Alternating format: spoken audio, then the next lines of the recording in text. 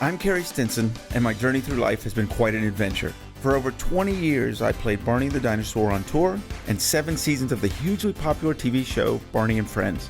Now my journey is to bring together friends and guests from all over the entertainment world for inspiring and at times amusing behind-the-scenes conversation.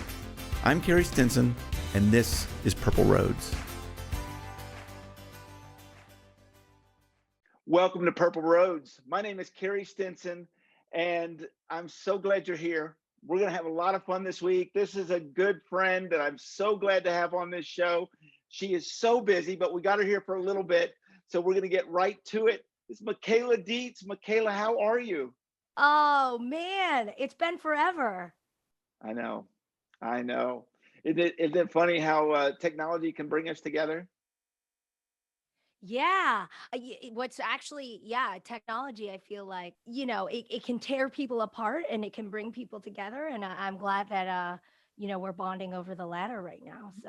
So how you been? Yeah, dude, I've been good. I gotta tell you, I live in LA and I saw a Barney themed towel in the window of a vintage or like consignment shop, whatever. And I was like, oh, should I like get that as a joke and give it to someone?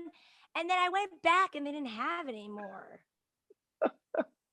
So, and I didn't buy it, which I was pretty bummed about. But so whoever bought that towel, Michaela's looking for you. Yeah, I'm like, you can take my towel. I have a few towels you can take inside. Anyway, I'm sure I could just go online and get some cool Barney merch. Do you have a ton of like cool Barney merch? I do. I have some behind me, and then I got all kinds of stuff. I got all kinds of stuff that I've been going through. Thing you have? Oh my goodness! I think I got a. Like, do you have like weird like a weird like Barney tank top or like? No, I don't have any tank tops. I got little sweatshirts and things like that, though. Some of the old stuff. I think I got a Barney backpack. I think I got one of those. Oh, Barney backpack? And I got a jean jacket. I got a Barney jean jacket. Ooh. Okay, jean jacket, that's like a different thing. I feel like that's a different class. That's not merch. That's just like swag. That's like it was swag. Nice stuff. It was swag. It was swag. I never got any Barney swag. I feel like I came in at the wrong time. I feel like you guys were like getting treated like royalty. And then they like introduced Riff and they were like, here's a snack pack. Here's some Lunchables. Well, I was there at different times. I started in 91, so before all of that goes, all that craziness. Wow. So let's talk. 91? 91. Yeah. 91. Wait, well, I got limited time with you, so I want to take advantage of it because I got so many questions for you. No, you don't want to talk about nothing this whole time. No, I love talking about that. That's why I started this, is because I love those conversations and I miss those conversations. So, how did you get into the business? Plain and simple. How'd you jump in? To like just like entertainment. Yeah, entertainment.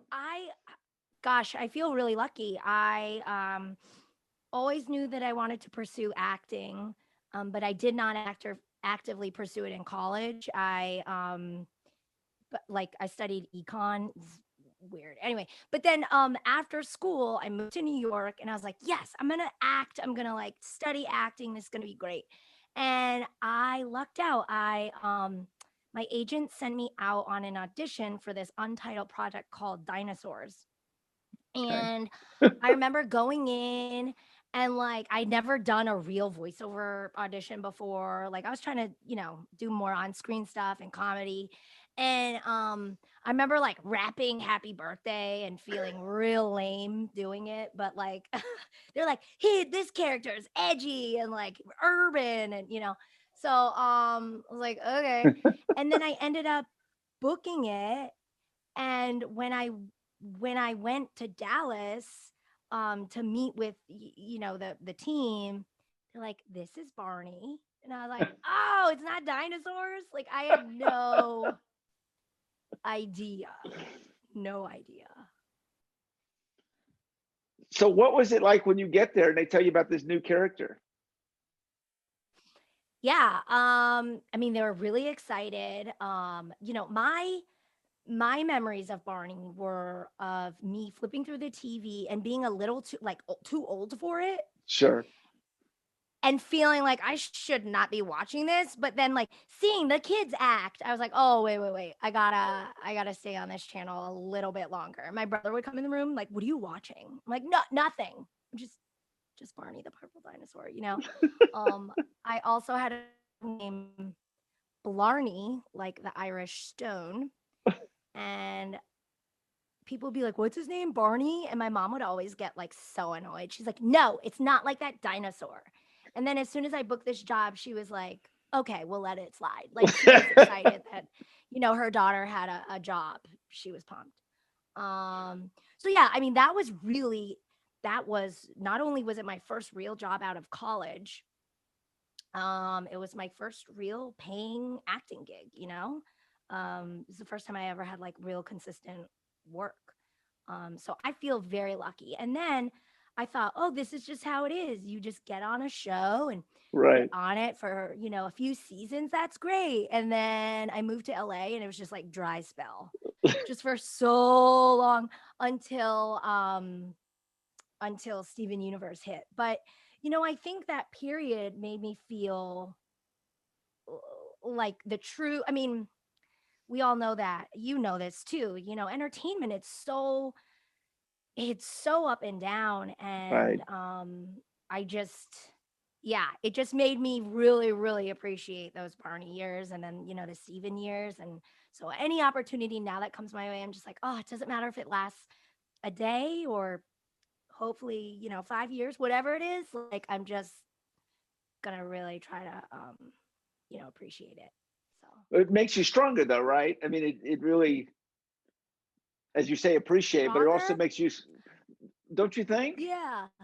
I mean, people I know say it's tough. that. I I think it know just it's kind of tough. beats you down a little bit, quite honestly.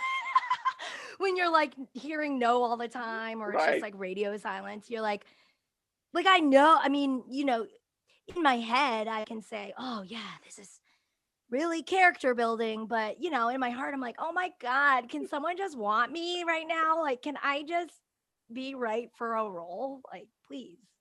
Um so yeah, but certainly definitely character building. Yeah. Oh, I know. Look. I've had.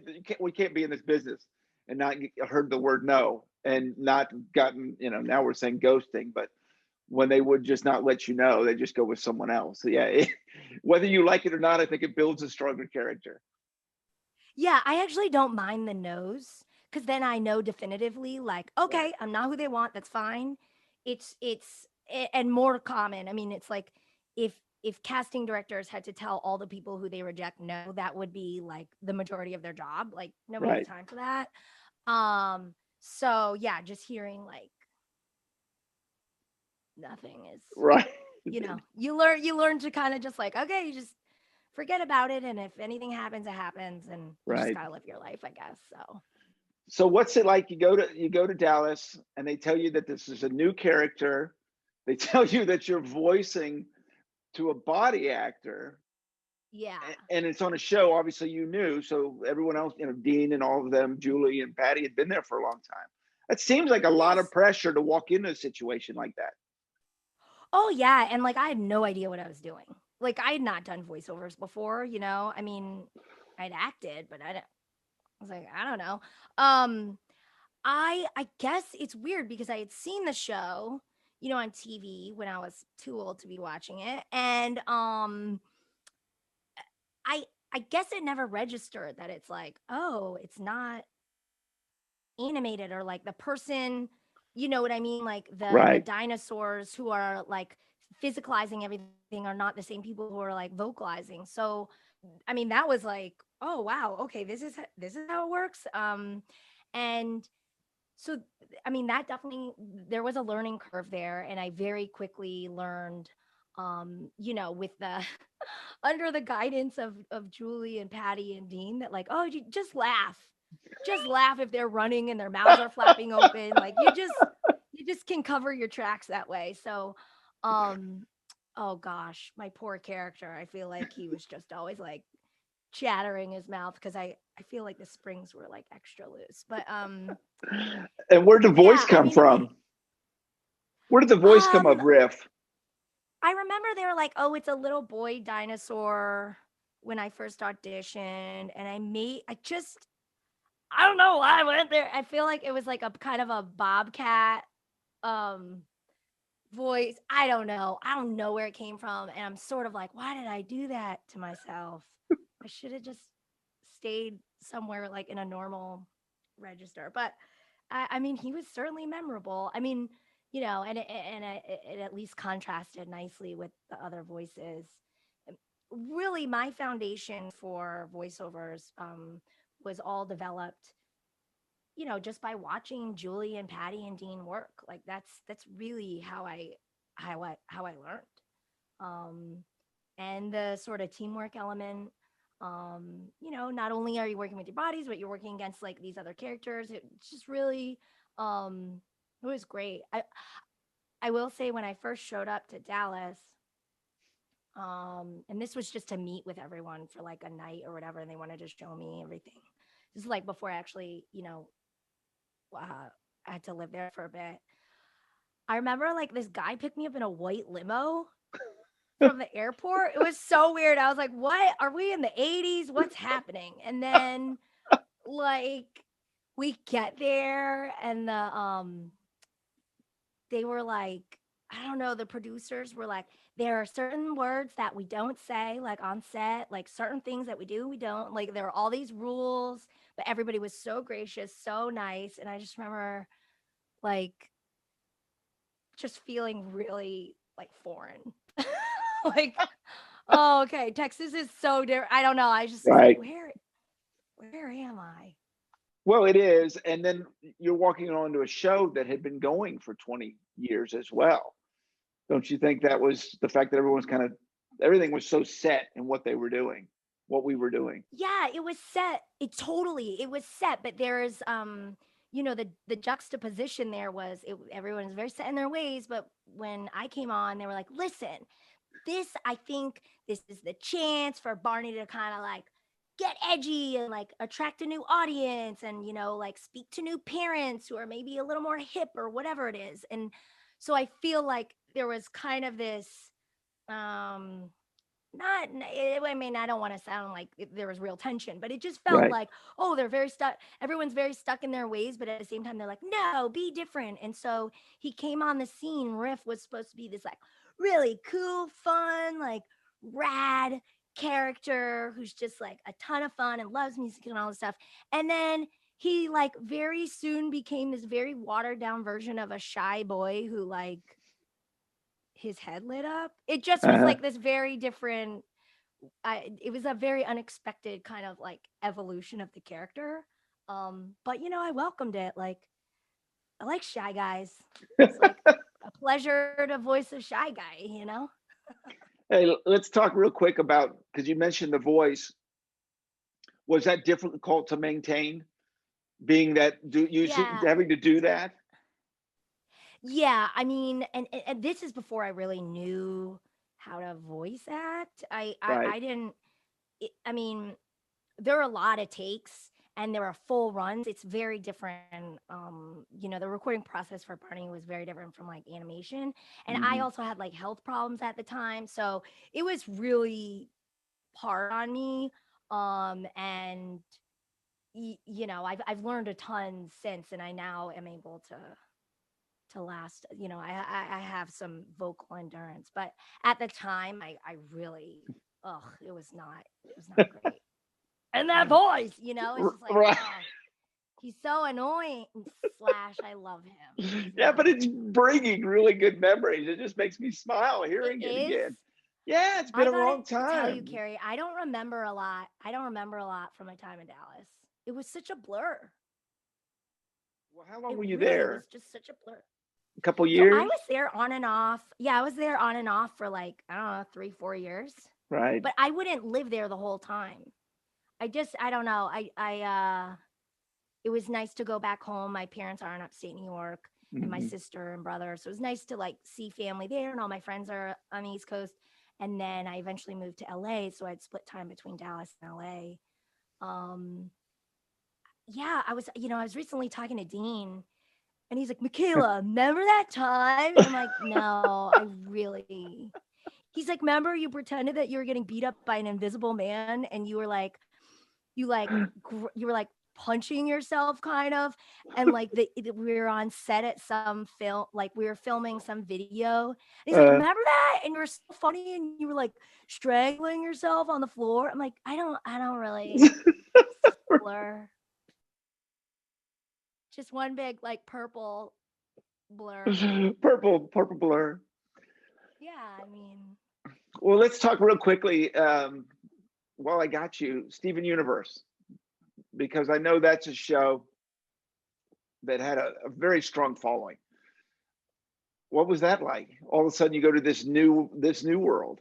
yeah, that was what a really again, like Barney, I just feel so fortunate to have been a part of that show. It's funny how the color purple has sort of just like blessed me throughout my career.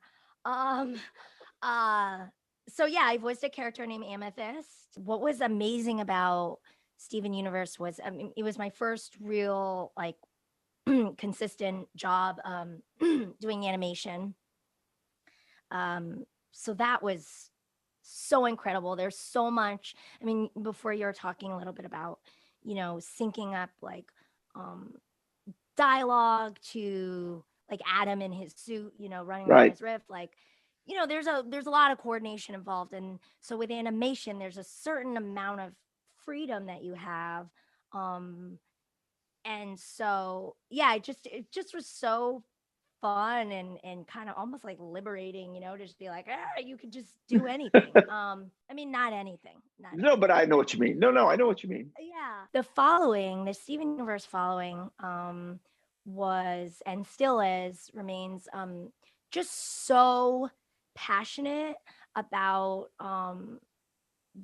Steven Universe and the whole universe, and what was interesting there is I saw a lot of um kids with their families, like, they would watch it with their parents or their aunts and their uncles, and everybody would bond over it. Or like, their older sibling was at college, but they would get together so they could watch it. And it sort of was this show that spoke to kind of all age groups, whereas like Barney was very focused to like that 2-year-old crowd, Right. and it just like hit so strong with like 2-year-olds were like, "Ah," Yes. and parents were like, yeah, my kid loves Barney, like we love Right. Barney, but they're not like sitting down and watching like every episode with their kid. I don't know, maybe they are, but what was pretty cool for me is Steven Universe like brought me so much visibility. And so I was able to travel a lot and go to different conventions and meet a ton of Steven Universe fans. And what was really neat was to see the marriage of that fandom that I just explained, like different age groups bonding over the show, but also a lot of Barney and Riff fans. I would meet so many I Barney and Riff fans love on the that. road. And what was cool is like, yeah, they watched it when they were 2, when they were 3, and now they're adults and they're coming and they're like, dude, I still love Riff. And I'm like, good for you, man. Like that's amazing. It just it's yeah. Sorry, we were talking about Steven and then I just like No, but sparked. it's all connected, and I love that. I love that. Yeah. Yeah. So and then a really cool thing for me was I feel like, working on Barney, the producers and the writers really pushed for these very like kind of strong like moral kind of stories, Right. right? And like good manners and behavior. And it was like a real big push for all those things. And what was neat is, and Steven Universe, I feel like Rebecca Sugar, the creator, she really pushed for visibility and representation of sort of marginalized groups, even with like portraying different body images. I mean, it's just it it goes to show that I think some of the most successful properties, there's a person or a team behind them that's like really fighting to get a certain message out. And so in very different ways, I feel like both Steven and Barney did that. I think they both did.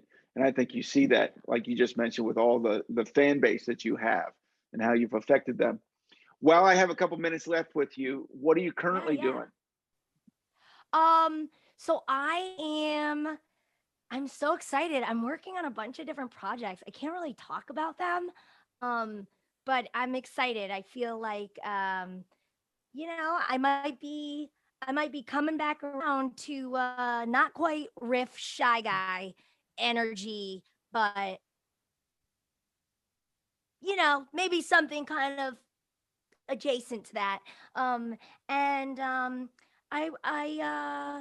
did, I don't know if you watch Adventure Time, or if any of your listeners watch Adventure Time, but I was recently in one of the like short films, like special eps, as Glass Boy, and I recorded 101 Dalmatians for Disney, which has already aired in the UK, and now it's starting to air in the States.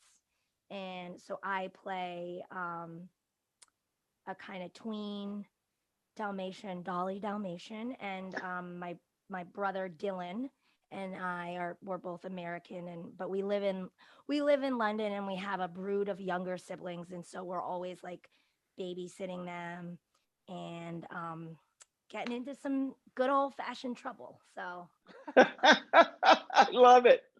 I love it. Well, I know you got to go. I'm so excited. We'll just have to bring you back. We'll have to bring you back for more time, but it is so good to see you, Michaela.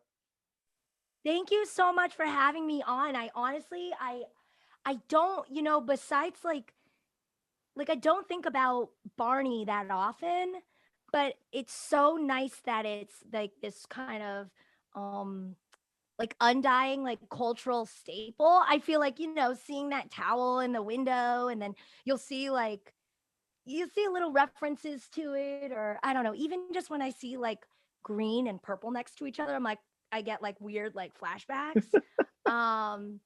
Which is so beautiful. So yeah, it was really, oh man, it's so nice to catch up and see you. And it's cool that you're walking down memory lane. It's been so much fun, and so many of the fans that watch and listen to this have been asking for you. So they're going to be so excited to see what's going on with you. Yay! Yay! Well, they can always find me on Instagram and Twitter, at WhammyBa. By the way, and we'll push all that out there too. By the way, one of the Dino Wranglers lives out here. Remember Who? Aisha? Yeah, Remember of course. Aisha? Of course. Her brother Glenton lives in LA. And oh my gosh. I saw him when he first moved out, and then it had been like years and years and years. And then I saw him again, like, I don't know. I'm so bad at keeping in touch with people. But yeah, I saw him maybe like over 5 years ago. And he's writing, and I mean, he's really impressive. Great Love guy. that. But Love that. any sort of purple connection is a good one. So absolutely. Well, thank you so much for being on. Thank you, Carey. I really appreciate it. Well, thank you so much for watching Purple Roads, and remember to keep your eyes, ears, and your heart open, and you'll find your purple road. We'll see you next week.